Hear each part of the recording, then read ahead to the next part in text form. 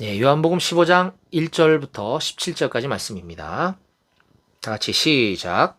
나는 참 포도나무요 내 아버지는 농부라. 무릇 내게 붙어 있어 열매를 맺지 아니하는 가지는 아버지께서 그것을 제거해 버리시고 무릇 열매 맺는 가지는 더 열매를 맺게 하려 하여 그것을 깨끗하게 하시느니라. 너희는 내가 일러준 말로 이미 깨끗하여졌으니 내 안에 거하라. 나도 너희 안에 거하리라. 가지가 포도나무에 붙어 있지 아니하면 스스로 열매를 맺을 수 없음 같이 너희도 내 안에 있지 아니하면 그러하리라. 나는 포도나무요 너희는 가지라.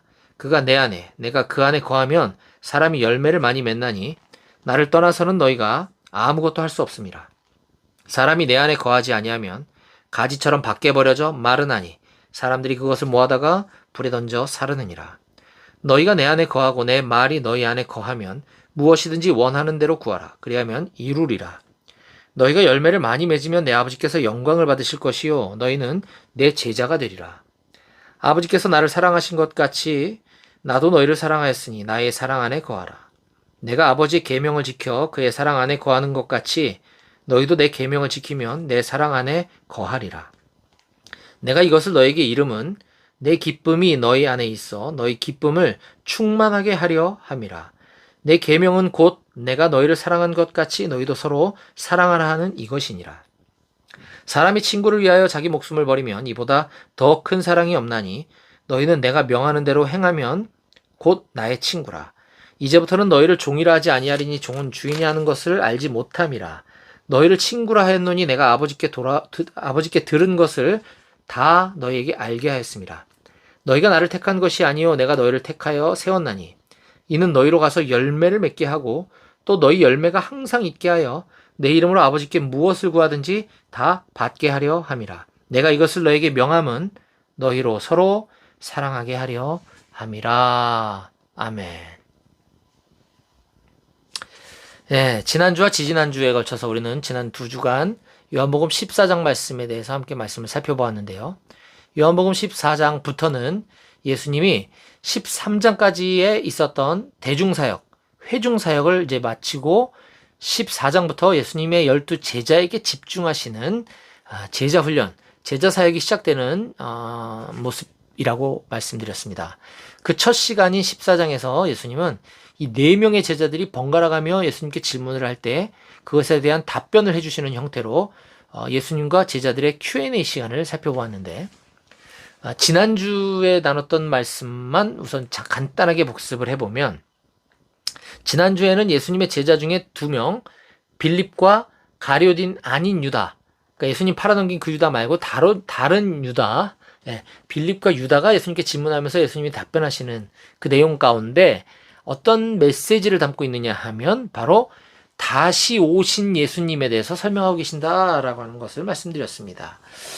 물론 그때는 다시 오실 예수님에 대한 설명이었어요. 예수님은 요한복음 14장에 나오는 그 말씀은 예수님께서 제자에게 하신 말씀은 다시 오실 예수님을 말씀하신 건데 오늘날 우리에게는 그것이 그 교훈이 이미 다시 오신 예수님이다라고 말씀드렸습니다.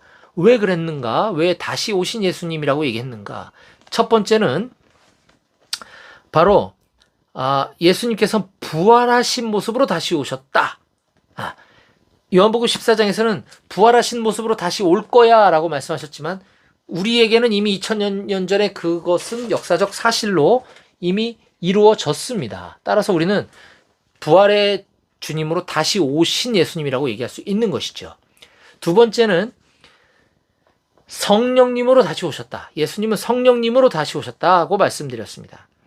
14장 16절과 17절에 그가 또 다른 보혜사를 너희에게 주실 것이다 라고 말씀하셨습니다. 또 다른 보혜사. 바로 우리의 위로자시요, 우리의 중보자시요, 우리를 돕는 자이신 분. 이분이 바로 보혜사. 그 보혜사는 곧 예수님이 그런 역할을 하신 분이신데 예수님이 이제 부활 승천하실 것이기 때문에 나 말고 또 다른 보혜사를 보내줄게. 그게 바로 성령님이라고 말씀하셨습니다. 그런데 이 성령님에 대해서는 오늘날 많은 교단들마다 또 많은 교회들마다 이것의 성령님에 대한 이해가 다르기 때문에 사실 다를 것도 없는데 많은 혼란이 있는 건 사실입니다. 오늘날에도. 하물며 지금 제자들에게 성령님을 설명하실 때 못 알아들을 게 뻔하기 때문에 예수님께서는 성령님에 대해서 요약해서 좀 말씀해 주신 부분이 있는데요. 14장 16절과 17절에 그게 나옵니다. 첫 번째는 그분은 또 다른 보혜사다. 방금 말씀드린 것처럼 또 다른 보혜사. 너희들을 돕기 위해서, 너희를 중보하시기 위해서, 너희와 함께 하시기 위해서, 너희를 위로하기 위해서 나 말고 영이신 하나님이 오실 거야. 또 다른 보혜사가 오실 거야. 라고 말씀하셨습니다. 그리고 성령님은 두 번째, 영원토록 우리와 함께 하시는 분이시다. 라는 말씀하셨습니다. 따라서 성령님은 그때부터 지금까지, 지금 이 시간에도 우리와 함께 하시는 하나님이신 거죠. 세 번째는 그는 진리의 영이라. 17절에 그는 진리의 영이라 하고 말씀하십니다. 오늘날 온갖 거짓의 영들이 난무하는 시대에 인간뿐만 아니라 모든 피조물은 언제 시작됐는지는 몰라. 그건 모르겠지만 점점 진화해져서 이렇게 된 거야 라고 하는 거짓이 난무하는, 그것이 사실이라고 가르치고 그것이 사실로 받아들이고 있는 이때에 온 우주 천지 만물은 하나님이 말씀으로 창조하셨다라고 하는 그 사실, 그 진리, 그 사실을 믿게 해주고 이해할 수 있도록 도와주시는 분은 바로 성령 하나님이시다는 거죠. 인생은 죽으면 다른 생물로 다시 태어난다라든가, 또는 우리가 살아가면서 착한 일을 많이 해야 좋은 곳으로 간다, 죽었을 때 좋은 곳으로 간다라고 하는 이런 거짓들이 난무하는 이 시대에 하나님이 우리를 살리시려, 나를 살리시려, 내 죄를 대신 갚기 위해 인간으로 오셔서 친히 희생 제물이 되어 죽으셨다. 신이 죽으셨다. 그분을 나는 나의 주인으로, 나의 구주로, 구세주로 받아들이겠다. 그분을 나는 믿는다. 그 믿음만이 영원한 하나님의 나라, 영원한 천국에 가는 유일한 길이다라고 하는 그 진리는 하나밖에 없다 그랬죠. 이것도 진리, 저것도 진리, 저것도 진리면 그건 진리가 아닌 거예요. 하나밖에 없는 그 진리를 우리에게 가르쳐 주시고 이해할 수 있도록 도와주시고 그게 믿어지게 해주시는 분, 바로 성령님. 끝으로 네 번째, 그분은 우리 안에서 우리와 늘 함께 거하시는 분이다 라고 했습니다. 성령 하나님이 영원토록 계신 분이에요. 당연하죠. 신이시니까 끝이 없으신 분이죠. 근데 그 영원하신 하나님, 그리고 온 우주 만물 어디에나 계신 그 하나님이신 영이신 하나님이 바로 우리 안에 거하고 계신다. 내 안에. 그러니 우리의 말과 행동과 우리의 삶의 모습이 어떠해야 되는지는 너무나 분명한 사실이죠. 하나님이 내 안에 계신데 우리가 어떻게 함부로 살겠습니까? 우리가 어떻게 신앙생활을 허투루 할 수 있겠습니까?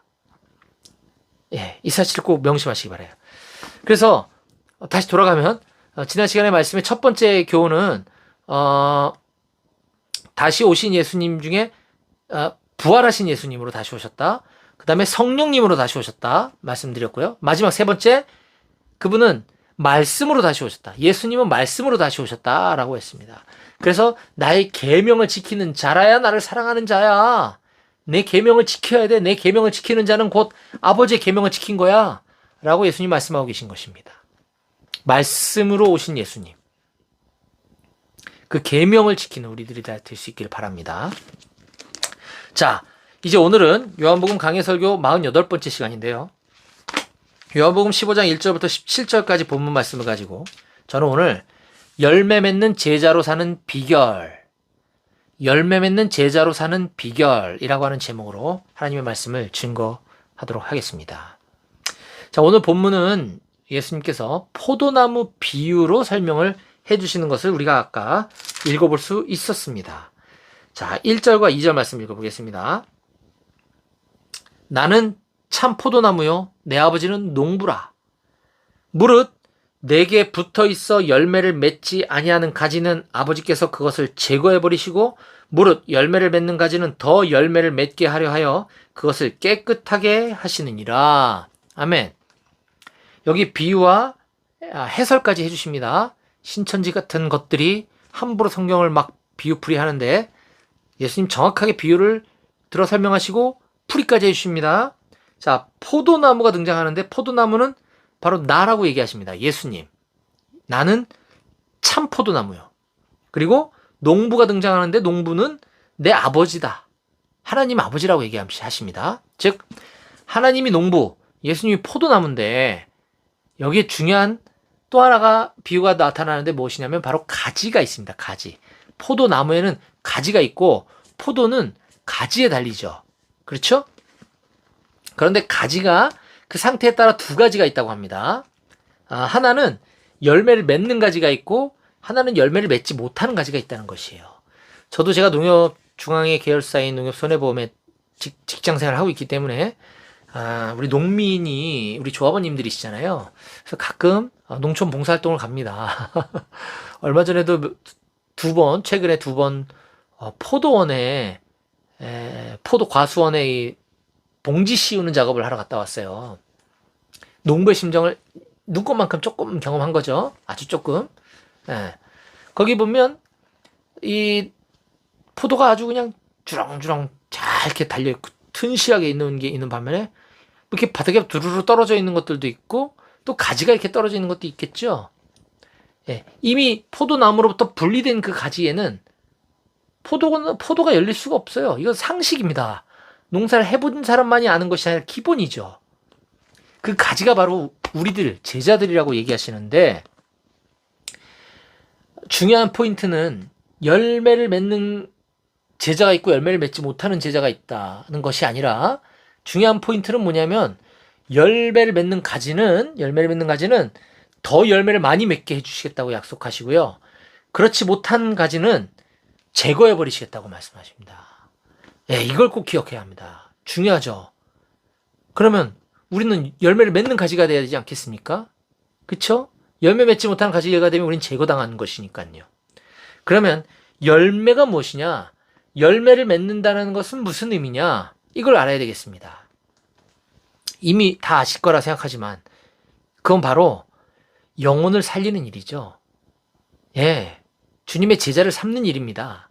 제자 삼는 일, 영혼을 살리는 일, 복음을 전하는 일, 전도하는 것, 선교하는 것. 이것이 열매를 맺는 거라는 거예요. 요한복음에서는 그 얘기를 계속 강조하고 있습니다. 이거는 우리가 선택의 차원이 아닙니다. 나는 그냥 조용조용히 예배만 참석하는 그리스도인으로 살 테야. 또는 그래 설교 들었으니까 나는 그렇게 열매 맺는 그리스도인으로 살아야지. 이 둘 중에 하나를 내가 뭘 택할 것인가 선택의 여지가 없는 거예요. 성경 말씀에 열매를 맺지 않는 가지는 제거해버리겠다고 말씀하셨거든요. 선택사항이 아닙니다. 필수입니다. 그러면서 예수님께서 이렇게 한번 강조하신 게 있는데 이게 왜 필수냐? 바로 열매 맺는 삶을 우리로 하여금 살도록 하시기 위해 우리를 택하셨다고 예수님께서 말씀하고 계십니다. 16절 말씀 보겠습니다. 16절. 15장 16절. 이거 우리의 선택사항이 아니라는 거. 우리가 결정할 수 있는 게 아니라는 겁니다. 15장 16절. 너희가 나를 택한 것이 아니요 내가 너희를 택하여 세웠나니 이는 너희로 가서 열매를 맺게 하고 또 너희 열매가 항상 있게 하여 내 이름으로 아버지께 무엇을 구하든지 다 받게 하려 함이라. 열매를 맺게 하고 항상 열매 맺게 하기 위해서 내가 너희를 택한 거야. 내가 택한 거야. 네가 결정한 게 아니야. 라는 것이죠. 자, 그러면 이제 이쯤 얘기하면 이 대목에서 이제 여러분들 중에는 혹시 마음에 답답함을 느끼는 분이 있을 수 있을 것 같아요. 아니, 있을걸요? 저는 BBB라고 하는, 비즈니스 바이블 벨트라고 하는, 직장 선교단체, 일터 선교단체에서 사역을 하고 있습니다. 전국에 약 90개 지역 모임들이 있는데 그중에 제가 양재 모임의 대표로 섬기고 있는데요. 거기에는 많은 직장인 사업가 직장인들도 부장님부터 부장님 이사님부터 우리 말단 신입사원 취업 준비생들까지 그리고 주부들도 있고요. 또 직장인이었으나 지금 목사님이 되신 분들도 있고요. 다양한 분들이 있습니다. 직장 선교단체, 일터 선교단체. 우리가 열매 맺는 삶을 살라고 하는 것, 복음을 전하라, 영혼을 살리라라고 하는 것은 일시적으로 혹은 장기적으로 다 선교지로 가라는 얘기가 아닙니다. 다 그렇게 살라는 거 아니에요. 그러면 경제는 누가 돌리죠? 불신자들이 경제 생활을 해야 돼요? 아니죠. 우리가 있는 곳에서 선교적인 삶을 살으라는 겁니다. 이건 목사, 선교사, 평신도 구분이 없는 것이에요. 그래서 존 스토트 목사님께서는 이런 말씀하셨어요. 첫 번째 종교개혁이 사제들 손에 들려있던 성경을 레이맨, 평신도들에게 들려준 것이라고 한다면 두 번째 종교개혁은 평신도들 손에 사역을 들려주는 것이 될 것이다. 제가 볼 때 아직 두 번째 종교개혁은 일어나지 않았다고 봅니다. 평신도들이 삶의 현장에서 복음 전하고 말씀 전하고 제자 삼고 영혼을 살리는 일을 해야 마땅한데 그렇게 안 살고 있는 게 지금 종교개혁이 두 번째 종교개혁이 필요한 이유라는 것이에요. 존 스토트 목사님께서 말씀하셨거든요. 어쨌든 그런 취지로 그런 삶을 살기 위해서 훈련받고 매주마다 모여서 도전받고 또 은혜받고 흩어져서 각자 삶의 현장으로 각자 직장으로 흩어져서 그런 선교적인 삶을 살도록 계속해서 강조하고 독려하는 것이 바로 그 내용입니다. 이 내용입니다. 열매 맺는 삶. 우리를 부르신 이유, 우리를 택하신 이유, 반드시 그렇게 살아야 하는 것이라고 제가 그렇게 수도 없이 그렇게 많이 얘기해도 여전히 마음에 부담과 불편함을 갖는 지체들이 있어요. 제가 알거든요. 왜 그렇겠습니까, 여러분? 머리로는 알겠어요. 성경에 써 있으니까. 근데 내가 그렇게 살지 못하니까 부담스러운 거죠. 안 듣고 싶은 거예요. 우리가 아무리 맞는 말도 부모님이나 선생님이 자꾸 이거 해야 된다. 이건 꼭 해야 되는 거야. 이거 해라. 이거 하면 절대 안 되는 거야. 이거 하면 위법이야. 이거 하면 안 돼. 계속 들으면 듣기 싫잖아요. 잔소리잖아요. 똑같습니다. 당연한 하나님의 말씀, 반드시 지키고 살아야 되는 하나님의 말씀을 잔소리로 듣는 겁니다. 내가 이렇게 산다면 신나겠죠. 이런 얘기 자꾸 들으면. 더 열심히 해서 살아야지. 그렇죠? 근데 내가 이렇게 살지 못하면 이게 잔소리가 되는 거예요. 부담되는 거죠. 자, 하지만 성경을 좀 우린 총체적으로 종합적으로 볼 필요가 있습니다. 열매 맺으라고 하니까 아니 직장 다니면서 바쁜데 요즘 나 어떻게 전도하라는 얘기지? 그리고 내가 어떻게 방법도 잘 모르겠고 너무 어렵다. 거기에는 많은 것들이 함축되어 있고요.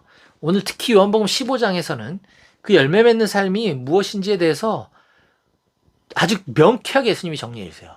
절대 그건 부담스러운 것이 아니에요. 너무 쉽습니다. 하나도 어렵지 않아요. 자, 그게 뭔지 오늘 좀 말씀드리도록 하겠습니다. 심지어 이건 우리에게 기쁨을 주는 거라고 말씀하고 계세요. 자, 왜 그런가? 열매를 맺을 때 자꾸 우리가 뭘 하려고 하니까 이게 부담스럽고 힘든 거예요. 내가 뭘 하려고 하니까. 아까 똑같잖아요. 기독교 교리는 내가 하는 게 아닙니다. 내 안에 계신 성령 하나님이 하시는 거예요.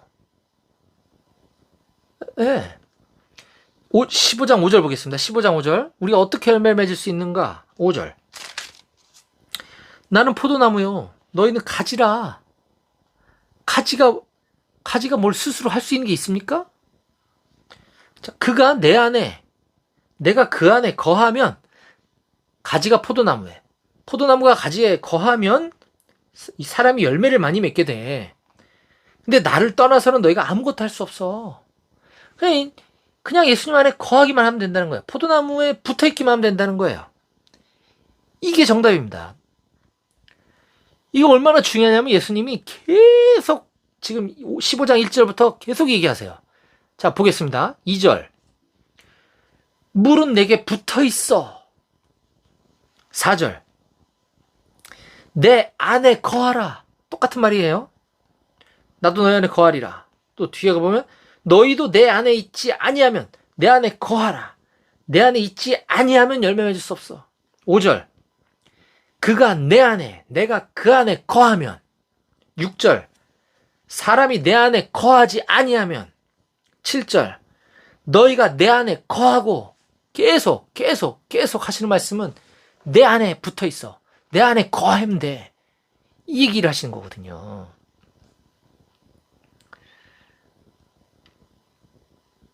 예. 예수님의 제자가 될 때, 예수님의 제자가 될 때 열매를 많이 맺을 수 있게 되고 그것이 하나님께 영광이 되는 삶이다. 그래야 너희가 내 제자인 거지. 주일날 교회만 왔다 갔다 하는 건 내 제자가 아니야. 8절에서 그렇게 쐐기를 박아주십니다. 8절. 너희가 열매를 많이 맺으면 내 아버지께서 영광을 받으실 거야. 그리고 너희는 내 제자가 돼. 내 안에 거해야만 해. 이게 핵심이야. 내 안에 거하지 않은 사람은 내 제자도 아니고 하나님 영광 안 받으시는 거야. 내 안에 거하는 거야. 자, 그런데 여기까지만 들으면 너무 추상적입니다. 그렇죠? 너무 막막해요. 그게 계속 답답하면 가시지가 않아요. 자, 그래서 예수님은 요거를 조금 더 구체적으로 펼치십니다. 내 안에 거하라는 게 뭘 하라는 건지 도대체. 자, 9절, 10절을 보겠습니다. 아버지께서 나를 사랑하신 것 같이 나도 너희를 사랑하였으니 나의 사랑 안에 거하라. 나의 안에 거하라. 나의 사랑 안에 거하라. 10절. 내가 아버지의 계명을 지켜 그의 사랑 안에 거하는 것 같이 그의 사랑 안에 거하는 것 같이 너희도 내 계명을 지키면 내 사랑 안에 거하리라. 예, 여기 단어가 하나 쏙 들어갔죠. 내 안에 거하라. 내 안에 거하리라. 어떻게 해요? 나의 사랑 안에 내 사랑 안에 거하리라. 내 사랑 안에 거한다는 것, 예수님의 사랑 안에 거한다는 것, 그게 뭐겠어요? 예수님 성경은 너무 조직적이고 너무 과학적이야. 또 이어서 설명해 주시잖아요. 10절. 내가 아버지 안에 거하고 아버지는 내 안에 계신 것을 네가 믿지 아니야? 미안해. 15장 10절이죠. 15장 10절. 14장 읽고 있었네. 내가 아버지의 계명을 지켜. 내가 우연히 지금 14장 10절을 읽었지만 여기서도 계속 거하라 이게 또 하셨죠, 이미. 오늘 또 반복하시는 거예요. 자, 15장 10절. 내가 아버지의 계명을 지켜서 그의 사랑 안에 거하는 것 같이 너희도 내 계명을 지키는 게 내 사랑 안에 거하는 거야. 너희도 내 계명을 지키면 내 사랑 안에 거하리라.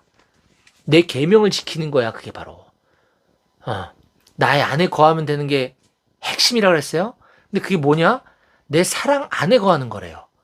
그건 또 뭔데? 그건 바로 내 계명을 지키는 거야. 조금 더 구체화 시켜주고 계시는 걸 볼 수 있죠? 내 계명을 지키는 거. 자, 여기까지 들으니까 거봐. 부담되잖아. 말씀 지키라는 얘기 아니야. 그렇습니다, 여러분. 이 말씀에 많은 것이 있어요. 그런데 예수님은 우리가 이걸 다 지킬 수 없는 존재라는 걸 이미 아셔요. 하나님도 다 아셔요. 다만 그렇게 노력하는 게 중요한 것이죠.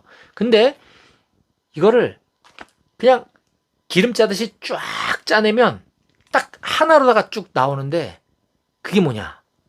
여기 있는 모든 말씀을 딱 하나로 딱 압축하면 뭘 지키라는 거냐? 그 계명이. 바로 11절입니다. 아닙니다. 죄송합니다. 11절이 아니고 12절입니다. 12절. 내 계명은 그쵸? 바로 가르쳐 주시죠? 계명을 지키라 그랬죠? 내 계명은 곧 내가 너희를 사랑한 것 같이 너희도 서로 사랑하라는 이것이니라. 이거구나. 열매 맺는 제자의 비결. 사랑하라. 아멘. 그겁니다, 여러분. 근데 우리가 제자의 삶에서는 선택이 없다 그랬죠. 우리가 열매 맺을 거냐 안 맺을 거냐 선택이 아니라 그랬죠. 필수라 그랬습니다. 근데 이것이 우리를 압박하는 것이 아니라 우리에게 기쁨을 주는 거래요. 11절에 보십시다. 11절. 내가 이것을 너에게 이름은 내 기쁨이 너희 안에 있어 너희 기쁨을 충만하게 하려 함이야. 그렇죠? 이거는 이걸 맛보아 알아야 돼요, 여러분. 우리가 예수님을 잘 믿었더니 뭐 회사에서 승진했대더라, 실적을 좋게 받았대더라, 이런 얘기 아닙니다. 제가 몇 번 얘기했는지 잘 모르겠지만 제가 올해도 직장에서 되게 우수한 성적을 많이 거뒀어요. 제가 뭘 했는지 잘 모르겠지만 제가 뭐 월 업적평가 1등도 몇 번 했고요. 반기 지금 7월이잖아요. 6월 말까지 상반기 종합업적평가에서 제가 전국에 2등인가 뭐 3등인가를 했대요. 제가 지금 정확하게 얘기를 못하잖아요. 2등인지 3등인지. 그 기쁨은 저에게는 그냥 학급 기쁨이에요. 예수님 그런 기쁨 얘기하시는 게 아닙니다. 저는요, 어제도 제가 그 생각을 했고, 그제도 그 생각했고, 저는 거의 날마다 그 생각을 하는데 그게 뭐냐면, 내가 어떻게 감히 여러분과 같이 귀한 새벽 이슬 같은 청년들에게 하나님 말씀을 가르치고 복음을 전하는 삶을 살게 되었을까?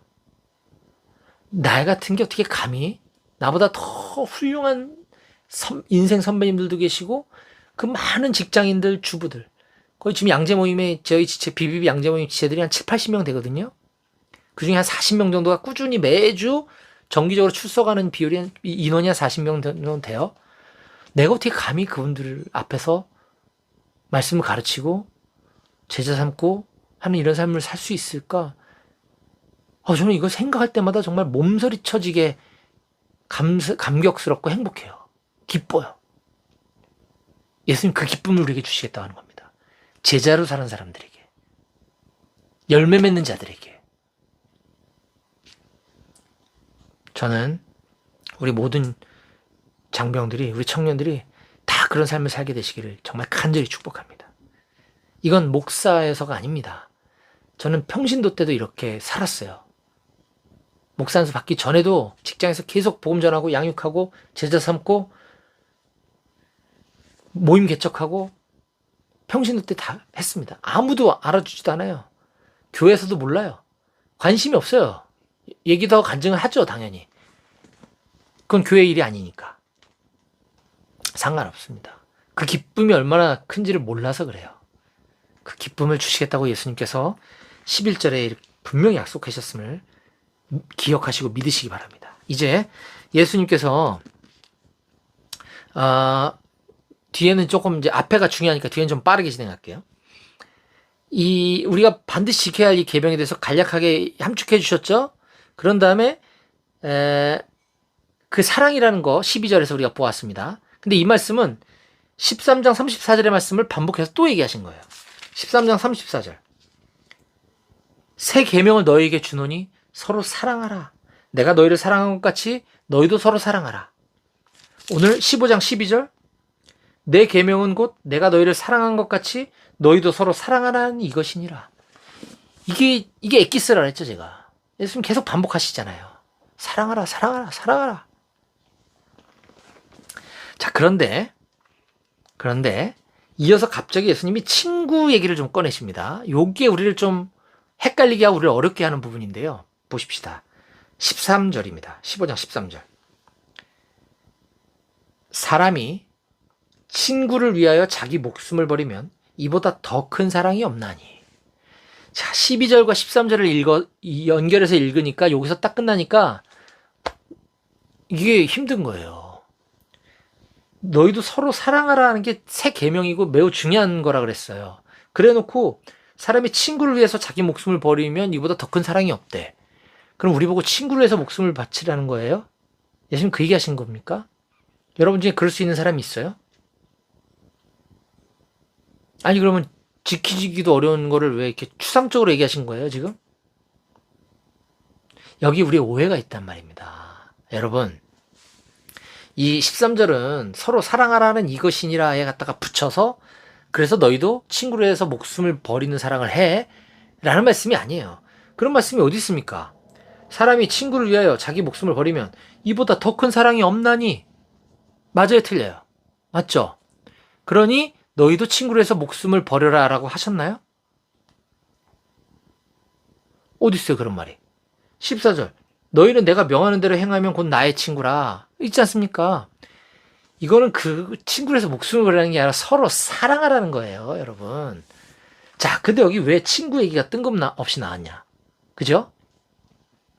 지금 예수님은 14절에 너희는 내가 명하는 대로 즉 내 계명, 서로 사랑하라. 너희가 서로 사랑하면 너희가 나의 친구야. 친구로 내가 삼을 거야. 라는 말씀이거든요. 14절은. 서로 사랑해. 제발 싸우지 말고. 고참이 후임 좀 괴롭히지 말고 사랑해. 너 고참 미워하지 마. 사랑해. 그러면 내가 너 친구라고 할게. 일단 너 나랑 친구다. 친구야. 그런데 봐봐. 넌 내 친구야. 근데 내가 친구인 너를 위해서 목숨을 버렸어. 이보다 더 큰 사랑이 있겠니? 이 얘기 하시는 거예요. 예수님의 사랑을 얘기하시는 겁니다. 예수님은 우리가 친구기 때문에 우리를 위해서 목숨 버리신 거예요. 우리가 남이면 왜 우리를 위해서 죽으셔야 합니까? 아니잖아요. 우리를 친구 삼으셨기 때문에 우리 위해서 목숨을 버리신 예수님의 사랑. 그 정도로 예수님의 사랑이 크다라는 것. 이거지 우리 보고 친구에서 목숨 걸으는 아닙니다. 물론 복음을 위해서 하나님 나라를 위해서 그런 사랑을 실천하시는 분도 있어요. 엄청난 사랑이죠. 굉장히 고귀한 사랑입니다. 그런데 모두가 그렇게 해야지 내 제자로 인정해 주겠다는 건 아닙니다, 여러분. 서로 사랑하라는 거예요, 그냥. 그거 서로 사랑해. 그게 계명이라는 겁니다. 여러분, 성경을요, 정확하게 종합적으로 이해하지 않으면 이건 비현실적인 말씀이 돼요. 그래서 자꾸 성경이 멀리 하는 거예요. 이거 어떻게 해, 이걸. 이거는 맞지 않아. 그럼 도려낼 겁니까? 아니지. 성경은 굉장히 현실적이고 굉장히 구체적이거든요. 그렇게 우리가 지키지도 못할 말도 안 되는 걸 요구하시는 말씀이 아니란 말입니다. 성경을 잘 보셔야 합니다. 자, 그래서 예수님이 행하신 대로 행하는 것이 중요하다. 그래야 내 친구다 라는 말씀 했고요. 그리고 예수님께서 친구라 15절에 너희를 친구라 했노니 내가 아버지께 들은 것을 다 너에게 알게 하였다. 자, 그래서 내가 너희를 친구라고 했기 때문에 내 아버지께 들은 거를 난 친구인 너희들한테만 얘기해 줄 거야 라고 얘기하시면서 16절에 이거는 너네가 저 예수님의 친구하고 싶습니다. 제가 예수님의 친구가 되기 위해서 예수님하고 친해져 보랍니다. 우리가 택한 게 아니라는 거예요. 이는 내가 너희를 택하여 세웠나니 이는 너희로 가서 열매를 맺게 하고 또 너희 열매가 항상 있게 하려고 한 것인다. 그런데 여기까지만 해도 이건 마땅한 거기 때문에 뭐 다른 핑계가 없어요. 당연히 그렇게 해야 되는 건 맞아요. 근데 예수님께서는 여기에 엄청난 약속을 또 해주시고 계셔요. 뭐냐? 내 이름으로 아버지께 무엇을 구하든지 다 받게 해주겠다는 거예요. 내 친구들한테만. 내 아버지께 들은 걸 다 얘기해주고 또 열매를 맺게 해줄 건데 열매는 네가 맺는 게 아니야. 가지냐? 너는 가지기 때문에 네가 맺을 수 없어. 나한테 붙어있기만 하고 내 계명을 지키기만 하면 되는데 그럼 열매 맺는 삶을 살게 될 건데 이게 하나님께 영광을 올리는 삶인데 당연히 그렇게 해야 되는 거지만 그런 사람들에게만 내 이름으로 아버지께 무엇을 구하든지 내가 다 받게 해줄 거야. 할렐루야. 얼마나 감사합니까, 여러분? 이것도요, 처음 하신 게 아니고요. 지금 저는 16절 말씀을 읽어드린 거잖아요. 내 이름으로 아버지께 무엇을 구하든지 다 받게 하려 함이라. 그쵸? 근데 저 앞에 7절에도 똑같은 말씀이 또 있어요. 내가 이것을 너에게 명함은 7절이죠. 너희가 내 안에 거하고 내 말이 너희 안에 거하면 무엇이든지 원하는 대로 구하라. 그리하면 이루리라. 할렐루야. 예.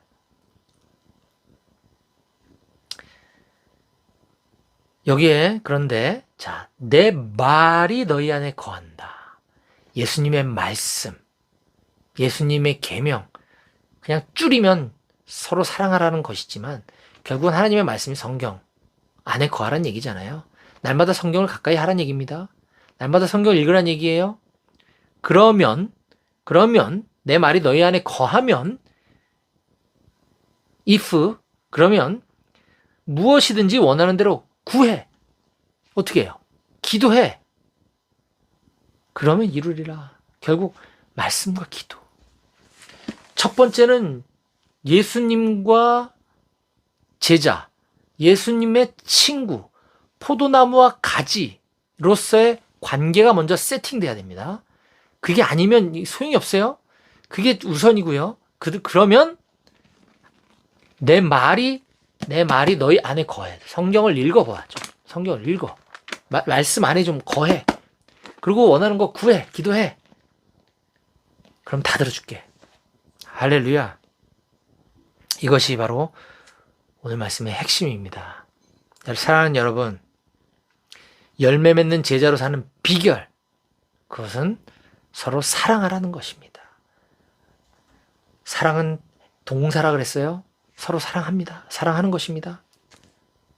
그러면서 우리 하나님의 말씀과 기도의 삶을 사는 것, 이것이 바로 열매 맺는 제자로 살아가는 비결임을 깨닫고, 이건 부담스러운 말씀이 아니라 우리에게 기쁨과 축복이 되는 말씀이라고 하는 사실을 꼭 명심하시기 바랍니다. 기도하시겠습니다.